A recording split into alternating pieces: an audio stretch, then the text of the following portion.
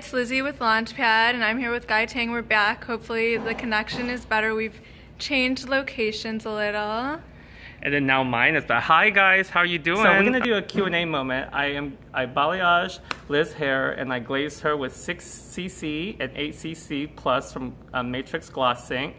Hello Ruby, how are you guys doing? And okay, let me tell you guys, I know Liz for over over 3 years. Okay, she came to me as a client and we became really good friends because we hit it off talking about gem and the holograms. So you were talking about how far we go back, but can you talk about your journey as a stylist when you first started out getting clients and what it was like when you first moved to LA?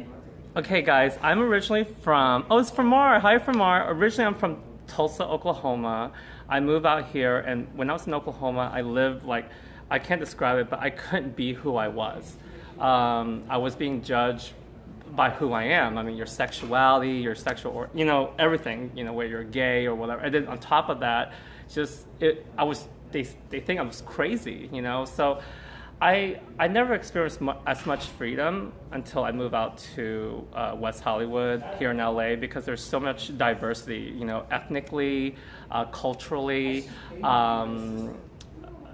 just lifestyle. There's so much diversity here, so I moved out here for that. And I work in Long Beach first. I had no clientele. They say, wait, you're gay? They're so funny. I moved out here with no clientele, zero clientele. All I had was $10,000 that I saved up, and it took me a year to save up $10,000. So I came out here with nothing.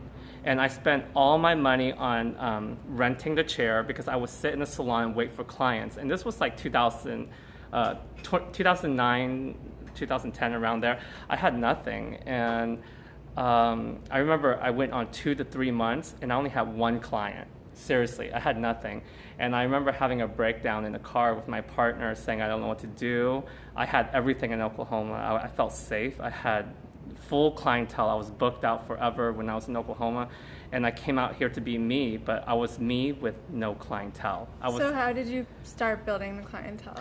Well, first it was hard because during that time there was Yelp, and honestly I didn't know what Yelp was, and in Oklahoma nobody Yelp. It was word of mouth, like you do a client and then they tell their friends. That's what was important. But you move out here, everything was about this Yelp.com. And I didn't even know I was getting bad reviews on there. And the salon owner told me about it and said, like, this is making our salon look bad. So I was just like, I felt like I had nothing. I came from, I started off with, nothing 5 years ago. And at that point, I only had $3,000 left from $10,000 because I was paying rent constantly and had no clientele to make up for it. And so, but what was really cool was I didn't care. I kept on striving towards creating art. I kept on doing photo shoots. I kept on making videos. I came out here to be me. I came out here to be free, but I found myself trapped. And I didn't know what to do. And I remember crying all the time to my partner and hoping that, that there was a light at the end of the tunnel. That some way, somehow, I can do something and be myself. And it took a while. Then I took the big plunge again. I already started to build a clientele.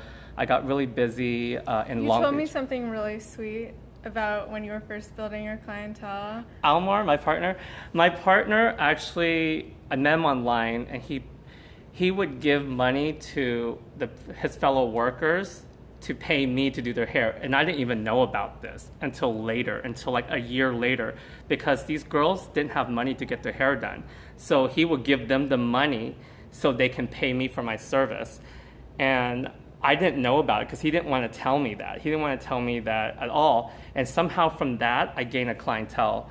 And do you have any tips for stylists out there who are trying to build their clientele, who are just starting out, who maybe don't have a regular clients yet? Definitely. I know it's hard, especially when you, I don't know if you guys know what Yelp is, but it's hard because now with social media, there's lots of bullies. There's lots of people going on there writing negative reviews, and you never even done their hair, or you don't even know who they are. It could be like, a competitor down the street or whatever. People are just, the internet is kind of scary sometimes. So with that being said, avoid retaliating when you see negative feedback. Just keep doing good. Just keep on focus on the clients that do love you, because I think that a lot of times we respond to negativity first when we should be responding to the people that love us, because we could have 9 out of 10 people that love us, but we gravitate towards that 1 out of 10 that says something bad, and we should really be focusing on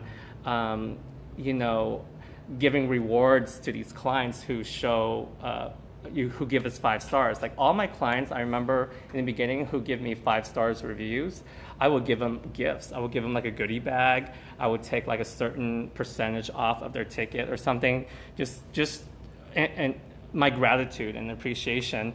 And all of a sudden from that point, I remember building my clientele and just giving them a little goodie bag. And I had to spend money. I had to spend money buying a gift bag. I would have this little bag. I would put little things in there.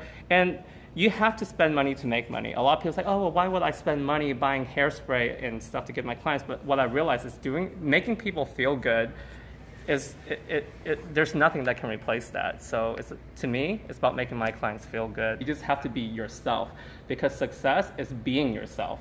Success is not being someone you're not to please someone. So we have a career where we're blessed to be able to create art, talk to our clients therapeutically, and be who we are and let them be who they are. And we're not going to connect with everyone.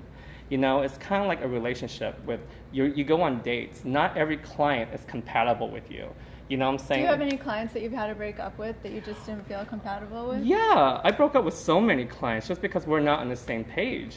And a lot of people feel like, oh. How do you do that? What's the best way to do that? I refer them to my friends. Uh-huh. I refer them to Tracy Cunningham or Liz, but Tracy's no longer taking clients anymore, so I refer them to Liz, or I refer them to an incredible stylist down the street, or someone that I know that I built a relationship with. So if we don't work out, I refer them to someone else. And it's not like I didn't like them, it's just that we're not compatible. We're not the same. It's just like going on a date with a guy. You're not gonna be compatible with every guy, but it doesn't mean he's a bad guy. It just means that you don't have anything in common, and it's a relationship. Because if that client, for example, if she doesn't like gay people, or if she has something against something I believe in, I don't think it's comfortable sitting there with her talking crap about me, or something. It doesn't make me feel comfortable. You know what I'm saying? So you have to be compatible. You can't go.